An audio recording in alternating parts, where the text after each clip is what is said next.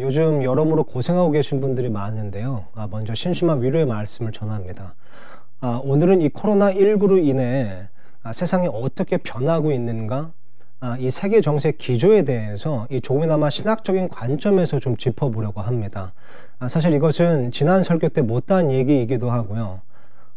또 원래는 이 수요 모임 때 성경 공부 때나 아니면 특강 때 좀 다루려고 했었는데 지금 상황이 좀 여의치 않아서 이런 식으로 좀 간단하게나마 공유 드리도록 하겠습니다.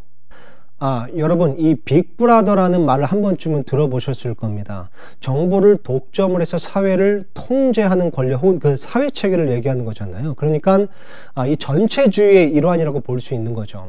그런데 성경 말씀에 보면요, 예수님의 공중 강림과 예수님의 재림 그 사이에 7년 환란기가 있는데 그 7년 환란기 동안 소위 적그리스도의 왕국이 세워진다고 성경 말씀을 기록하고 있습니다.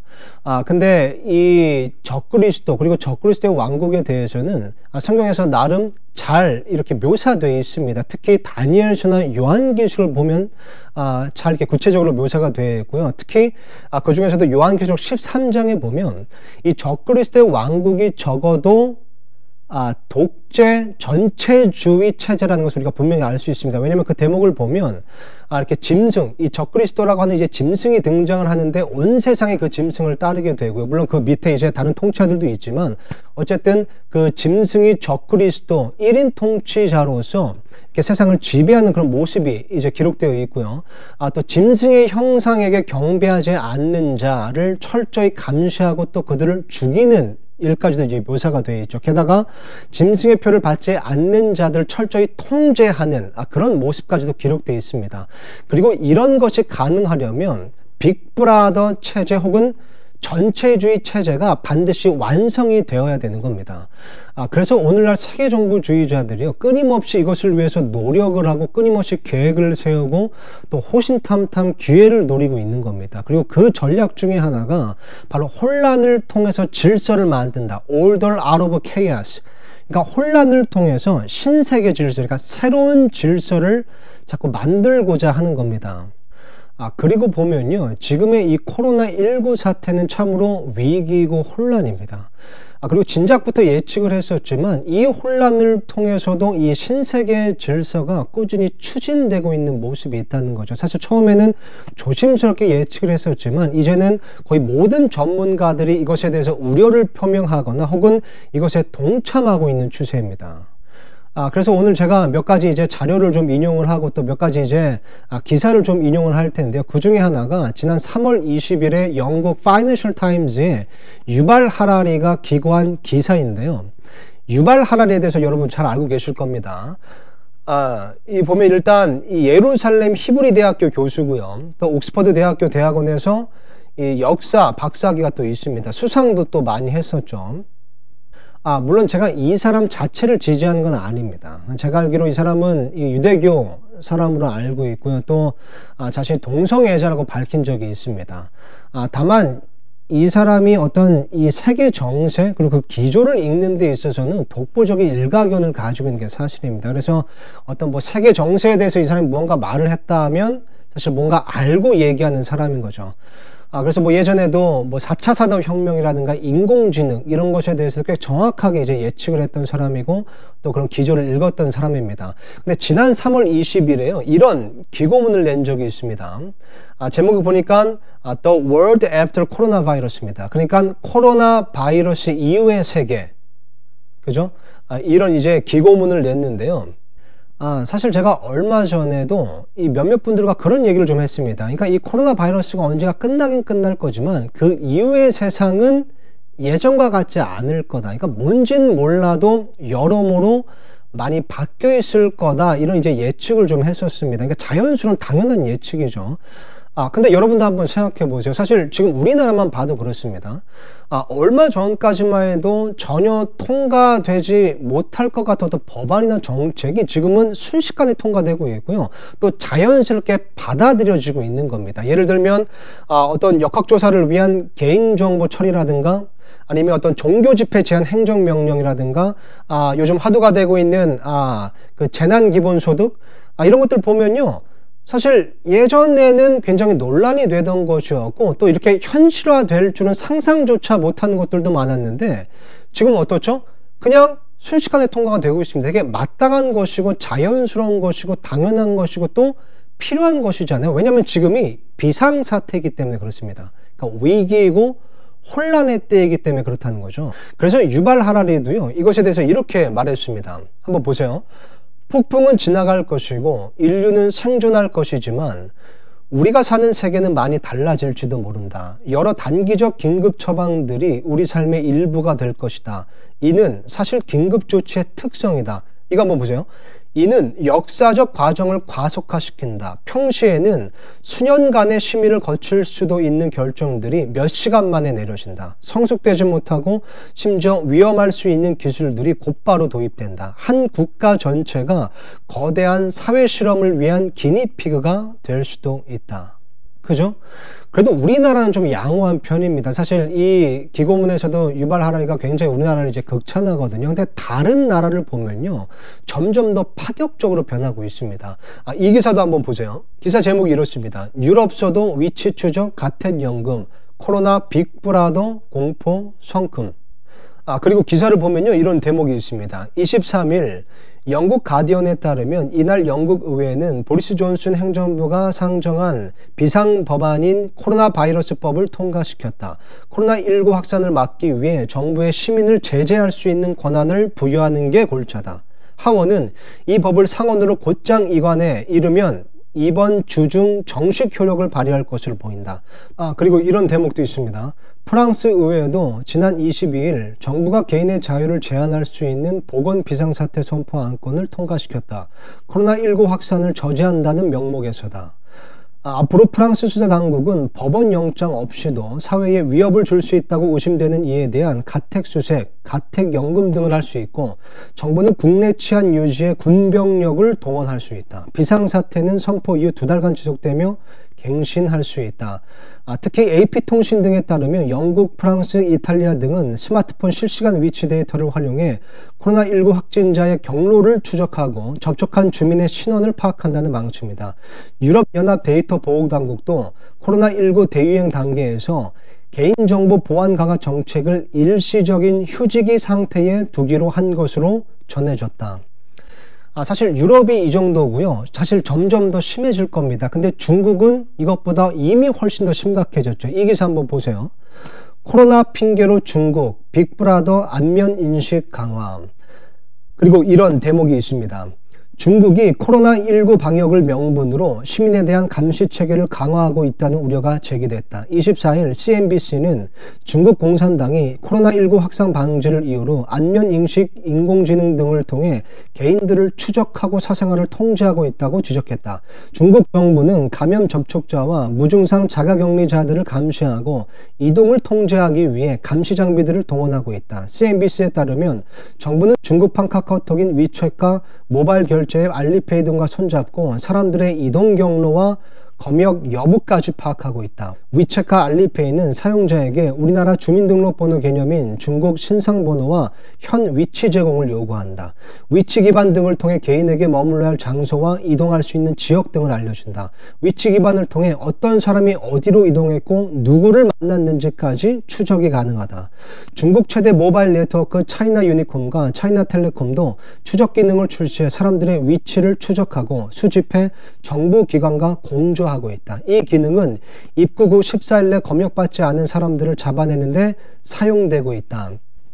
또 보면요, QR코드에 대한 기사도 있습니다. 중국 건강상태 QR코드 발급, 빅브라더 현실화. 중국 지방정부가 코로나19 확산을 막기 위해 주민들에게 QR코드를 발급했습니다. 저장성, 쓰촨성, 하이난성 등을 포함해 100개 이상의 도시에서 QR코드를 도입했고 저장성에만 1,500만 명이 등록했다고 알리바바사나 엔트파이낸셜이 전했습니다. 최근 중국의 사업체들이 운영을 재개하면서 주민들의 동선을 관리하고 추가 확진자 발생을 예방하기 위해서입니다. 사실 뭐 그런 예측도 있었잖아요. 이 요한계시록 말씀에 나오는 이 짐승의 표가 이런 QR코드 방식이 아니겠느냐, 뭐 이런 얘기들도 있었습니다. 모르지만요. 근데 어쨌든 지금 이런 코로나19 사태를 빌미로 중국 정부가 이 국민들에게 이 개인 QR코드를 일일이 발급하고 있는 겁니다. 게다가 심지어 중국에는요, 드론 감시까지 등장했습니다. 이거 영상 한번 보세요. 老奶奶，别看了，这是咱们村的无人机呀！你不戴口罩就不要出去，不要乱跑，记得赶紧回家，回家洗洗手，对吧？注意一下卫生，对吧？咱们村这么多人都说你都说不住，非得派无人机过来飞你。小朋友，现在是非常时期，别在外面溜达，口罩也没戴，赶快往家走。现在这个冠状病毒多严重啊！快跑！ 그리고 유발 하레리 교수는요, 이스라엘 사례도 소개를 합니다.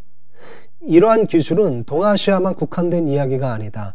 이스라엘의 네탄야후 총리는 최근에 이스라엘 정보기관이 평시에 테러리스트를 추적하기 위한 감시 기술을 감염자를 찾아내기 위해 동원하기로 결정했다.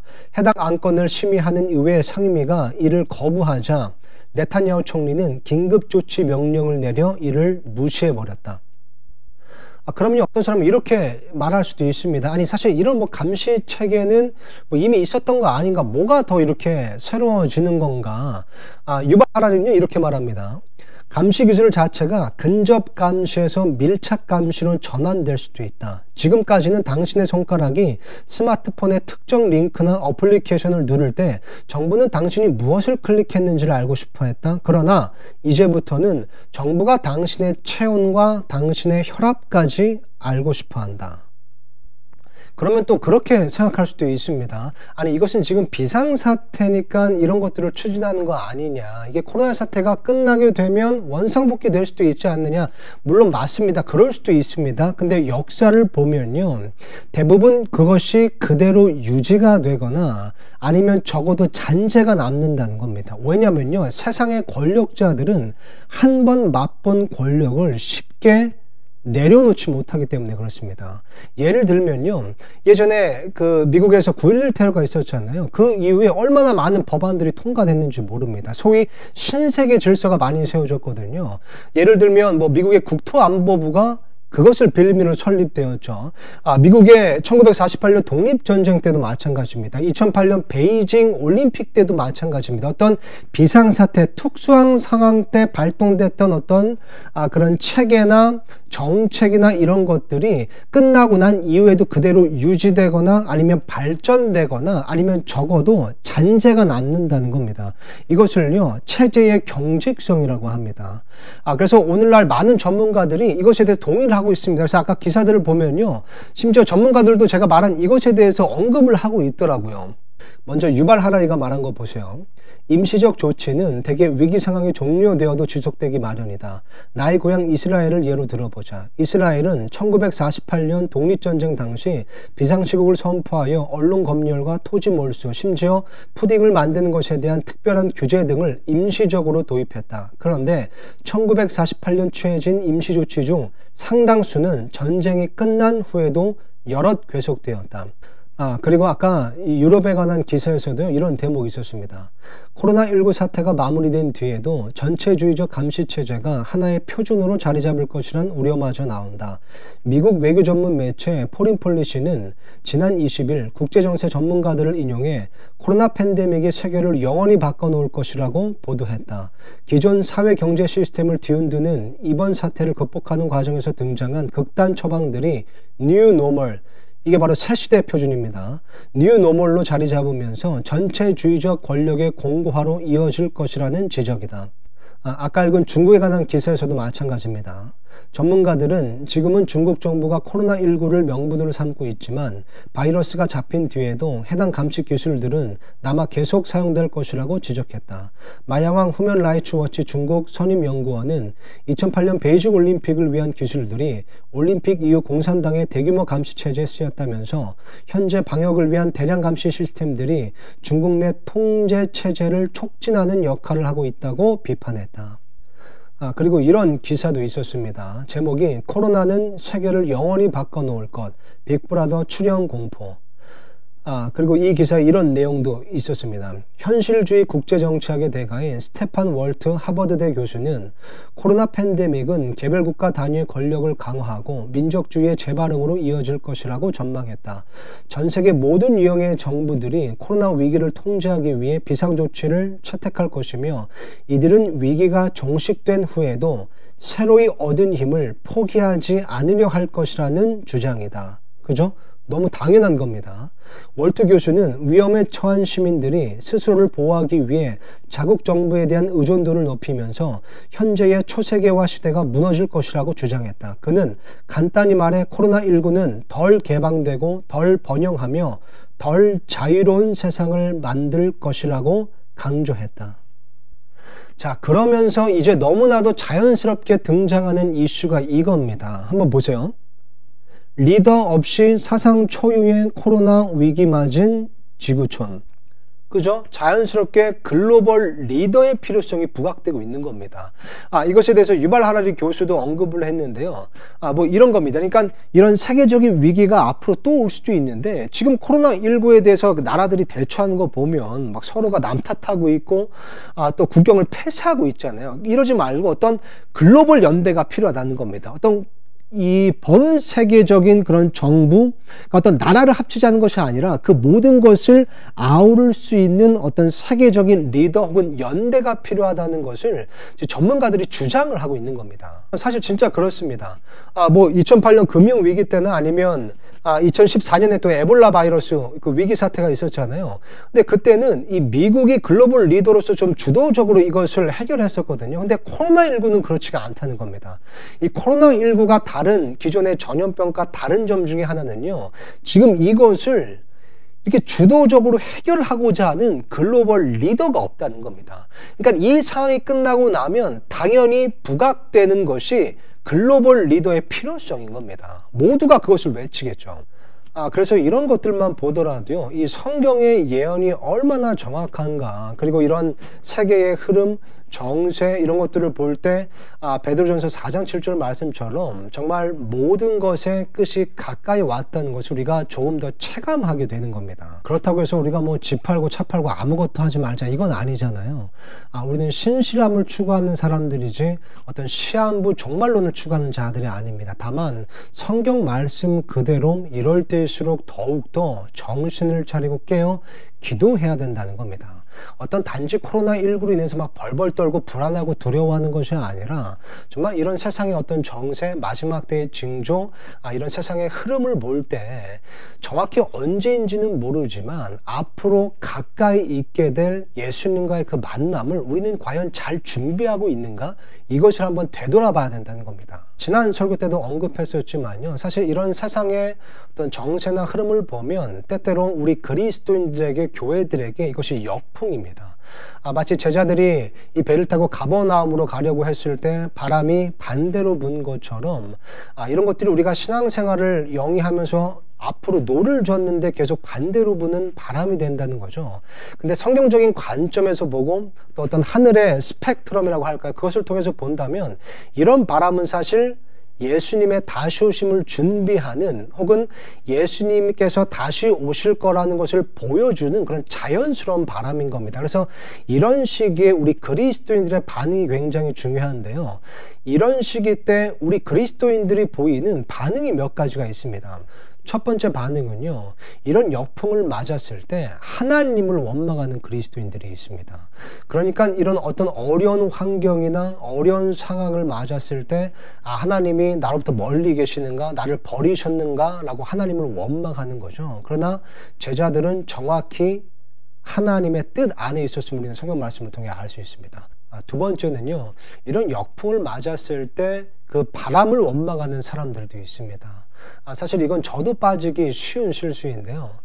뭐 예를 들면 요즘에 이렇게 예배 제한 때문에 매주 공무원한테 전화가 옵니다. 근데 어떤 뉘앙스나 이런 걸 들었을 때 좀 어색해서 그런지 모르겠지만 이 사람들 진짜 너무하는 거 아니야 싶을 때가 있거든요. 근데 패러다임을 좀 전환해서 생각해 보면 이런 일들, 이런 바람이 분다는 것은 예수님께서 다시 오실 날이 얼마 남지 않았다는 거잖아요. 더 정확히 말하면 예수님께서 다시 오실 날이 얼마 남지 않았기 때문에 이런 일들이 일어나는 겁니다. 그래서 그리스도인으로서 이런 바람을 보고 단순히 분노하고 규탄하고 항의하고 하는 것은 어쩌면 본의 아니게 예수님의 다시 오심을 반대하는 거, 뭐 반대까지는 아니더라도 예수님의 다시 오심을 불편해하는 그런 모습을 보일 수 있는 실수를 할 수가 있다는 거죠. 그래서 이 부분도 우리가 좀 주의를 해야 됩니다. 세 번째는요, 이런 반응이 있을 수도 있습니다. 이런 역풍을 만났을 때 같이 노를 젓는 주위 동료들을 원망하는 겁니다. 그러니까 내가 열심히 노를 젓는 것 같은데 이 역풍이 불어가지고 좀처럼 나아가지 못할 때 옆 사람을 원망한다는 거죠. 야, 니네 제대로 노를 젓는 거 맞아? 지금 나만 노젓고 있는 거 아니야? 이런 식으로 주위 사람을 원망하고 혹은 교회 안에서 다른 지체들을 원망하는 일이 있을 수도 있는데 그래서는 안 된다는 겁니다. 그러면 우리는 어떻게 반응해야 되죠? 제자들이 그랬던 것처럼 예수님께서 보여주신 그 방향대로 예수님의 말씀과 명령 안에서 신실하게 계속 노를 져야 되는 겁니다. 얼마 앞으로 나아가지 못하지만 전진하기는 어렵지만 그래도 계속해서 신실하게 예수님께서 다시 오실 때까지 우리가 할 수 있는 대로 노를 계속해서 저어야 된다는 겁니다. 정신을 차리고 깨어 기도하면서 우리가 할 수 있는 것을 계속 해야 되는 겁니다. 오늘은 여기까지 하고요. 사실 이것과 관련해서 제가 공유하고 싶은 주제가 몇 가지 더 있습니다. 제가 지금 현재 이렇게 계속 팔로우하고 있는 자료들도 있어가지고요. 기회가 되는 대로 다시 공유 드리도록 하겠습니다. 아무쪼록 건강 유의하시고요. 하나님의 은혜 가운데 평안하시길 계속 기도하겠습니다.